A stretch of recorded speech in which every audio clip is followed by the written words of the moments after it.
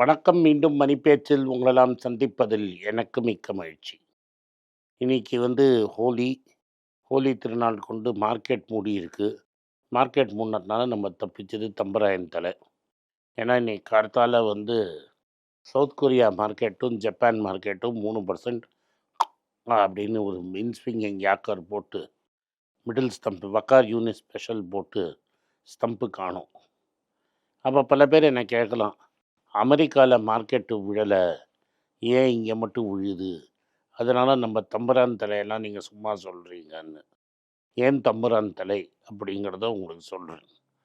இந்த straight of ஹோர்முஸ்ன்னு இருக்குது. அது மூலமா தான் 20% கச்சா எண்ணெய் உலகத்துக்கு வருது. இது 20% தானே சார் அப்படின்னு நீங்க நினைக்கலாம். ஆனா இந்தியாவுக்கு, ஜப்பானுக்கு, சவுத் கொரியாவுக்கு, முக்காவாசி அளவு சைனாக்கு கச்சா எண்ணெய் இந்த இடத்து வழியா தான் போகுது. அதனால கச்சா எண்ணெய் நம்ம ஊருக்கு வர்றது கஷ்டம்.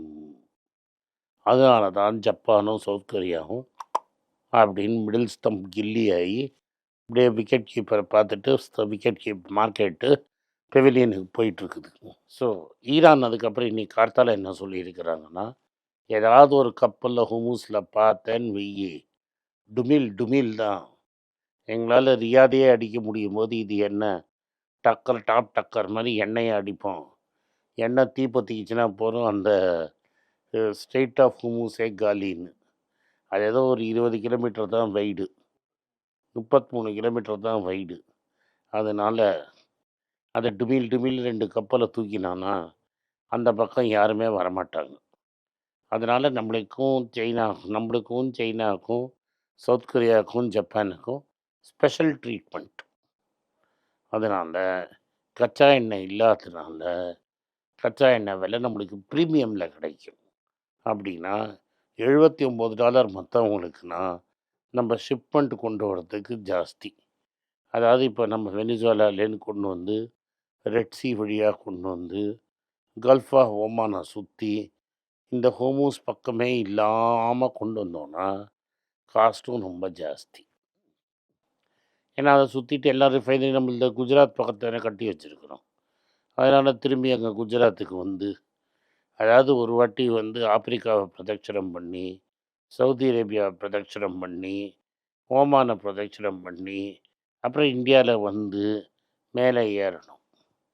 அதனால் காஸ்ட்டும் ஏறும். இதனால் என்ன ஆகும்? இதனால் என்ன சாருங்கிறீங்க? நேற்று ஒரு திடுக்கிடும் செய்தி இந்தியாவில் வந்தது. இந்த கரண்ட் அக்கௌண்ட் டெஃபிசிட் அப்படின்னா என்னென்னா, இந்த எஃப்ஏலாம் காசு எடுத்துட்டு போனது எல்லாம் நெட் பண்ணி பார்க்கும்போது இந்தியாவுக்கு $13.2 பில்லியன் பற்றாக்குறை அப்படின்னு வந்தது. அந்த பற்றாக்குறை அதே ஆல் டைம் ஹை, கொஞ்சம் ரொம்ப ஹையான பற்றாக்குறை அப்படின்னாங்க. இப்போ அதுலேருந்து டாலர் ஒரு $10 ஏறி இருக்கு. அப்போ ஜேஎஃப்எம்மோட பற்றாக்குறை எவ்வளோ இருக்கும்னு நீங்கள் பாருங்கள். உடனே ரூபா போய் ஐசியூவில் படுத்துக்குச்சு. கட்டப்பட்டு சைக்கிள் பம்ப் அடிச்சிருந்த ரூபாவை ஒரே நாளில் காற்று இறங்கி, பலூனில் காற்று இறங்கிற மாதிரி இறங்கி 91.82 அப்படின்னு இன்னைக்கு காலத்தால் பார்த்தேன். ஏன்னா இந்த ஃபாரெக்ஸ் மார்க்கெட்லாம் பிடுவாய்ப்பை திறந்து வச்சுருக்கலாம். அதுக்கெல்லாம் தம்புரான் தொல்லை கிடையாது.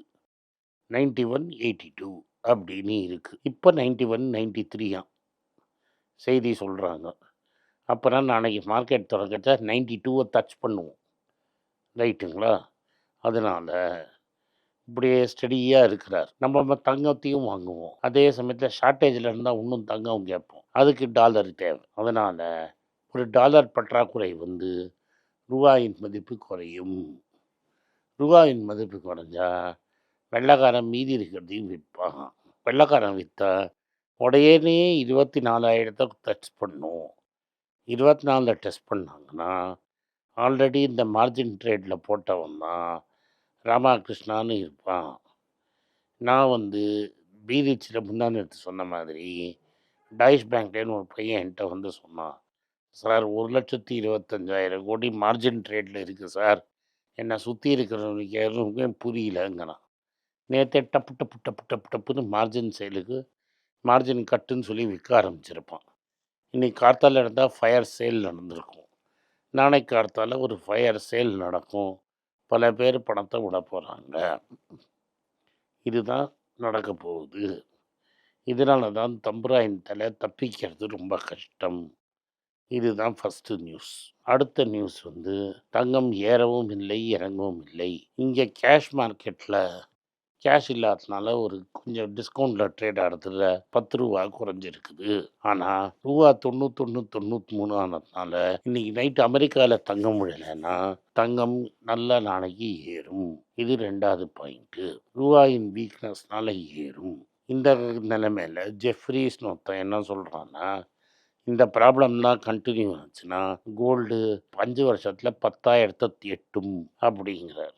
கோல்டு 10,000க்கு பாஞ்சுதுன்னா, இங்க இந்தியால என்ன ஆகும்? இப்ப 5,400 இருக்கிறச்ச 24 கேரட் 17,000 கிட்ட கோல்டு இருக்குது. அது 16ன்னு வச்சுக்கோங்க. அப்படியே டபுள் 32. ஆனா அதுல என்னன்னா ரூ. 90லேருந்து 120க்கு போயிடும். அதுக்கு ஒரு 30% போட்டுக்கங்க. ஒரு 30% சேர்த்தீங்கன்னா 42, 43 போகுது. நம்ம ஏதோ கனெக்ஷன் தப்பா போட்டோம்னு வச்சுக்கிட்டு, ரூ. 40,000 நிச்சயமா போயிடும்னு அவன் சொல்றான், நான் சொல்லல. அப்ப அவனே 40 சொல்றான்னா, கிட்டு கணக்குல 25 நிச்சயம். அப்ப ரூ. 4,000க்கு நீங்க கோல்டு வாங்கியிருந்தா, இன்னொரு 5 வருஷத்துல ஒரு கிராமுக்கு ரூ. 20,000 பார்த்துருவீங்க. இது நான் சொல்றேன். ஜெஃப்ரீஸ் சொல்றான், நீங்க ரூ. 35,000 பார்ப்பீங்கன்னு. ஒரு 1000 கிராம் பொறுக்கியிருந்தீங்கன்னா, ரூ. 35,00,000 பார்த்துருவீங்க அப்படின்னு சொல்றாங்க. விஷ்ணு குயிக்கா கால்குலேட்டர் எடுத்து வீட்டு இஎம்ஐய கணக்கு போட்டுருக்காரு அந்த சைட்ல. ஸோ இது நான் சொல்லலை, ஜெஃப்ரீஸ் சொன்னது. அப்போ நம்ம 25 கன்ஃபார்ம் அப்படின்னு நம்ம வச்சுப்போம். இது இப்போ ஏன் இப்படி சொல்கிறாங்க? சும்மா இந்த ஈரானும் அமெரிக்கா போரும் படா ஜோஸா ஓடிட்டுருக்குது. நீங்கள் எல்லோரும் நினைக்கும்போது அமெரிக்கா ஈரானை தம்சம் பண்ணுறான்ப்பா அப்படின்னு நினைக்கிறீங்க. அதுதான் இல்லை. ஈரான் தான் இப்போ ஆக்சுவலி அட்வான்டேஜ் ஈரான். ஏன்னா அவனுக்கு இழக்கிறதுக்கு ஒன்றும் இல்லை. எவ்வளோ பேரை வேணால் பலி கொடுக்க தயாராக இருக்கிறான். ஒரு ட்ரோனு $20,000 தான். ட்ரோனாக அமுச்சுட்டே இருக்கிறான். அந்த ட்ரோனை வெளில எடுக்கிறதுக்கு, ஷூட் அவுட் பண்ணுறதுக்கு நீ ஒரு பேட்ரியாட் மிசைல் அனுப்புறது $1 மில்லியன் இருக்குது. அவன் 20,000 ஒரு சீட்டு $20,000 இறக்கினா, ட்ரம்ப்பு $1 மில்லியன் சீட் இறக்கணும். அதாவது $20,000 ஈரான் சீட் இறக்குறான்னா, $10,00,000 சீட்டை ட்ரம்ப்பு இறக்கணும். இதில் சக்ஸஸ்ஃபுல்லாக கத்தரோட எல்என்ஜி பிளான்ட்டை மூடிட்டான். அதே மாதிரி அராம்கோவில் குண்டு விழுந்துக்கிட்டே இருக்குது. இப்போ எல்லாரும் சேர்ந்து போர் போட்டாங்கன்னா கச்சா எண்ணெய் 100 தாண்டிடும். அது மட்டும் இல்லை, அமெரிக்காவால் வெறும் ஏர் பவர்னால் ஒன்றும் பண்ண முடியாது. ஆட்களை உள்ளே இறக்கணும். ஆட்களை உள்ளே இறக்கினா இருக்கிறத வச்சு குருவி சுடுறமே அவன் 4 பேரை சுட்டான்னா, இவன் தோக்குறானோ ஜெயிக்கிறானோ அமெரிக்காவில் பாடி பேக்ஸ் போகும். ஆல்ரெடி அமெரிக்கன் 6 பேர் செத்து போயிட்டான். அதனால் ட்ரம்ப்புக்கு ப்ரெஷர் வரும். நவம்பர் மிட் டேர்ம் எலெக்ஷன் வருது. அதனால் இந்த போர் எப்படி போகும்னு நம்மளுக்கு தெரியல. இது 300 பாயிண்ட். துபாயில் டுபுகையால் ரியல் எஸ்டேட் வாங்குங்க அப்படின்னு பல பேர் அட்வர்டைஸ்மெண்ட் பண்ணிட்டு இருந்தாங்க. சில பேர் நானே வாங்க சொன்னேன்னு சொன்னபோது, இல்லை நான் என்ன டிஃப்ரென்ஸுன்னு சொன்னேன் உங்களுக்கு துபாய்க்கும் இந்தியாவுக்கும். நானே துபாயில் ரியல் எஸ்டேட் வாங்கலை. ஏன் வாங்குறேங்க இதுதான் எக்ஸாம்பிள். ஏன்னா எங்கள் அப்பாவும் நானும் அங்கே ரொம்ப நாள் சுற்றி இருக்கிறோம். சாஹு குண்டு போட்டது எங்கள் வீட்டு பால்கனியில் விழுந்தது. இப்போ நிறைய பேர் நீங்கள்லாம் வீடியோ எடுக்கிற மாதிரி இப்போ எங்களுக்கு வீடியோ எடுக்கிற ஃபெசிலிட்டி இல்லை. எங்கள் பேக்யார்ட்லேயும் ஒரு ஸ்கட்டு மிசைல் விழுந்து ஒரு பீஸ் எங்கள் வீட்டில் ரொம்ப நாள் நாங்கள் ஷோ பீஸில் வச்சுருந்தோம். இதுதான் ஸ்கட்டுன்னு. அதனால் எப்போ வேணால் எங்கே வேணால் மிசைல் விழும். மிசைல் விழுந்தால் வெள்ளைக்காரன் ஓடி போயிடுவான். வெள்ளைக்காரன் ஓடிட்டான்னா துபாய் ரியல் எஸ்டேட் படுத்த படுக்கையாக படுத்துடும். புர்ஜ் கலீஃபாவையும் அவன் டார்கெட் பண்ணுறான். அதனால் இப்போ துபாயில் கடன் கொடுத்து ரியல் எஸ்டேட் வாங்கினவன் கதையெல்லாம் ஒரு வெள்ளத்துண்டு கதை. ஸோ அதனால தான் நம்ம சேஃபாக லெஃப்ட் விட்டோம். இந்த வார் முடிஞ்சாலும் மிடில் ஈஸ்ட் ஒரு பவுடர் கேக்கு 300 வார் எப்போது ஆரம்பிச்சிடும். அதனால தான் நம்ம சேஃப்டி ஆஃப் கோல்டுக்கு போகிறோம். கோல்டில் வச்சுருக்கிறோம். அதனால் பல பேர் என்ன சொல்கிறாங்கன்னா, இந்த வார் 2-3 மாதம் ஓடும். 2-3 மாதம் வரைக்கும் வார இழுத்தாங்கன்னா அமெரிக்காவுக்கு பெத்த நஷ்டம். அமெரிக்காவுக்கு என்ன, ஈரானுக்கு இன்னொரு 10 பேரை உயிர் தியாகம் பண்ண வச்ச மாதிரி தான் ஆகும். ஸோ அன்ஈக்குவல் லாஸஸ் இருக்கிறதுனால அமெரிக்காவுக்கு பெரிய நஷ்டம் அப்படின்னு சொல்கிறாங்க. இதனால் இந்தியாவில் என்ன நடக்கும்? விலைவாசி ஏறும், ரூபா கீழே இறங்கும். அப்போ எந்த ஸ்டாக்கெல்லாம் டாலர் கொண்டு வருதோ அவனுக்கு நம்ம சலாம் எங்கே பண்ணணும். இந்த சமயத்தில் ஏஐனால் ஐடி இண்டஸ்ட்ரி தவிக்கிறதுக்கு சான்ஸ் இருக்குது. Readjustment phase. இந்த ரீஅட்ஜஸ்ட்மெண்ட் ஃபேஸில் ரெவென்யூ ஃப்ளாட்டாகவோ குறைஞ்சதுன்னா இங்கே டாலர் வரது கம்மியாகி ரூபா இன்னும் அதிபாதாளத்துக்கு போகிறதுக்கு வாய்ப்பு இருக்குது. அதனால் நம்ம கோல்டு, ரூபா, டாலர் ஏர்னிங் ஸ்டாக்ஸை பார்த்தா இந்த சுச்சுவேஷனுக்கும் கரெக்டாக தான் படுது. இதையே நம்ம ஃபாலோ பண்ணுவோம். ஜெஃப்ரி சொல்கிற மாதிரி 40,000 ரூபாய்க்கு போயிடுச்சுன்னா உலகம் பெரிய கிரைசிஸ் நோக்கி உள்ளே போயிட்டு வெளில வந்த மாதிரி.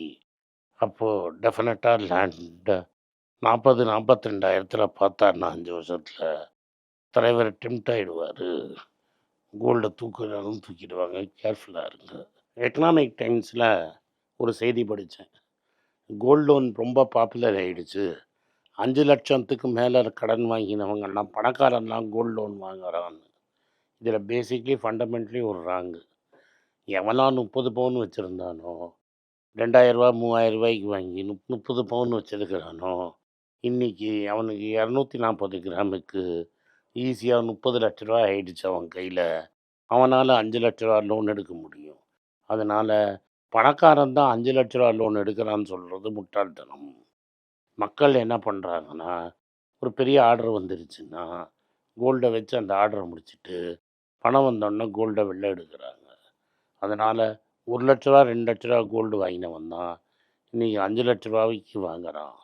1 லட்ச ரூபாய்க்கு கம்மியாக கோல்டு வாங்குறது ஏன் கம்மியாயிடுச்சுன்னா, 10 கிராம் வச்சுருக்கிறவங்க கூட 2-3 லட்ச ரூபாய்க்கு எடுத்துருவான். இதை தப்பாக இன்டர்ப்ரெட் பண்ணி பணக்காரனும் கோல்டு வாங்குறான்னு சொல்கிறது தப்பு.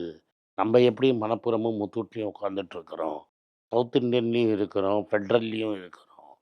இன்னும் மக்கள் நிறைய கோல்டு வாங்குவாங்க. நம்மளுக்கு நற்செய்தி. இன்றைக்கி காலையில் நான் ஏஷியன் மார்க்கெட்ஸ் ரொம்ப வீக்காக இருக்குதுன்னு சொன்னேன். க்ளோசிங்கில் பார்த்தீங்கன்னா ஜப்பானில் வந்து 3.06%, சவுத் கொரியாவில் பிளட் பாத் 7.5% இறங்கியிருக்கு. இன்னொரு இண்டெக்ஸ் சவுத் கொரியாவில் 8% இறங்கியிருக்கு. சாம்சங், ஹைனிக்ஸ் 2 பெரிய சிப் மேனுஃபேக்சரர்ஸு. ஹைனிக்ஸ் பெரிய மெமரி மேனுஃபேக்சரர் நியர்லி 10% இறங்கியிருக்கு. ஸோ 2 மார்க்கெட்டும் பெருத்த நஷ்டம். இது வந்து நான் முன்னாடியே சொன்ன மாதிரி கச்சா எண்ணெய் வந்து அவங்களுக்கெல்லாம் ஹோமூஸ் வழியாக, ஸ்ட்ரெயிட் ஆஃப் ஹோமூஸ் வழியாக போகுது. ரூபாயின் விலை 92 ரூபா 10 காசுக்கு ஆயிடுச்சு. நன்றி, வணக்கம். இந்த வீடியோ உங்களுக்கு பிடிச்சிருந்ததுன்னா வீடியோவை லைக் பண்ணுங்கள், எங்கள் சேனலை சப்ஸ்கிரைப் பண்ணுங்கள், பெல் நோட்டிஃபிகேஷன் தட்டுங்க.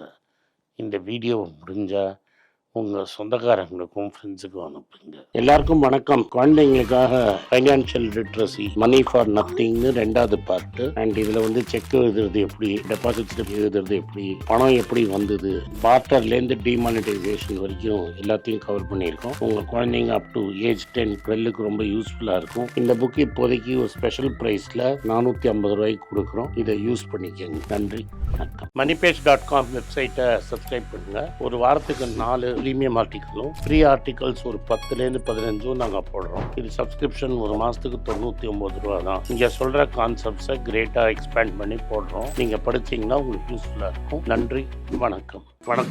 குழந்தைங்களுக்காக ஒரு புஸ்தகம் லான்ச் பண்ணோம். அது ரொம்ப சக்ஸஸ்ஃபுல்லாக இருக்குது. யாருக்கெல்லாம் அந்த புஸ்தகம் போகணுமோ எங்கள் டீமுக்கு கான்டாக்ட் பண்ணுங்கள். கீழே இருக்கிற நம்பர்லேயும் வெப்சைட்லேயும் கான்டாக்ட் பண்ணிங்கன்னா உங்களுக்கு அந்த புஸ்தகத்தை நீங்கள் வாங்கிக்கலாம். மற்ற எங்கள் புஸ்தகமும் அவைலபிள். எங்கள் வெப்சைட் மூலமாகவும் வாங்கலாம். கீழே இருக்கிற வாட்ஸ்அப் நம்பர்லேயும் மெசேஜ் அனுப்பலாம். நன்றி, வணக்கம்.